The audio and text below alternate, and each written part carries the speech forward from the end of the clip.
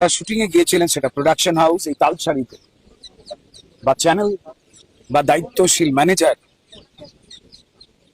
কারুর সঙ্গে কারুর কথা মিলছে না, বা যদি কেউ প্রত্যক্ষদর্শী বলেন, আবার সবটার সঙ্গে পোস্টমর্টম রিপোর্ট সেখানে নাকি 1 ঘন্টা সে জলের নিচে ছিল, তা মিলছে না।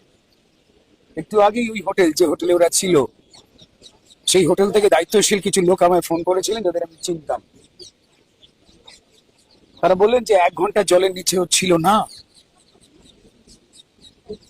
জায়গাটায় এতে উত্তাল সমুদ্র নয়, তালসারি মানে যেখানে সমুদ্র অত্যন্ত ঝিমিয়ে থাকে এবং সমুদ্রের জল যেখানে শান্ত, তার পাশ থেকে বেশ কিছু আঁকাবাঁকা খাঁড়ি আসে, যে খাঁড়ি মাটিতে মেশে, অর্থাৎ বালি আর মাটি দুটো মাখামাখি হয় কিছু নদীর মতো সরু সরু পথের মাধ্যমে, যেখানে মাছ ধরার নৌকোরা স্ট্যান্ড করা থাকে।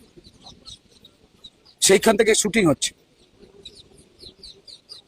কেউ একজন বোধহয় কিছু লুকোবার চেষ্টা করছে, কেউ প্রমাণ করার চেষ্টা করছে যেন ছেলেরই একটু গাফিলতি ছিল, তাই যেন একটু একা একা জলের গভীরে চলে গেছিল। একদম নয়, ওটা সমুদ্র নয়, ওটা আবার বলছি খাঁড়ি, নদীপথ, সরু নদীপথ, যেখান দিয়ে নৌকা, দুটো নৌকা পাস হওয়ার মতো চওড়া জায়গা থাকে।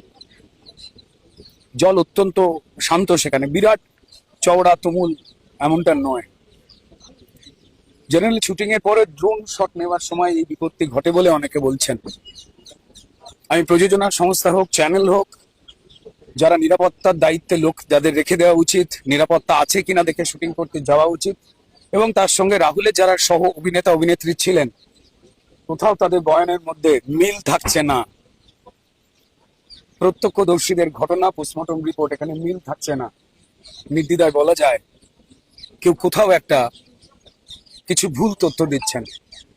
কড়া ইনভেস্টিগেশন দরকার, নিরপেক্ষ ইনভেস্টিগেশন দরকার। না হলে এইভাবে মিথ্যাচার চলে, যদি আমরা কেউ কাউকে বাঁচাবার চেষ্টা করি, গাফিলতির জন্য যে ঘটনা ঘটেছে, উদাসীনতার জন্য ঘটেছে, যদি কাউকে বাঁচাবার চেষ্টা করি, তাহলে এই ঘটনার পুনরাবৃত্তি হবে। এবং যে কোনো আমার টেকনিশিয়ান ভাই, সেও রাহুল হতে পারে,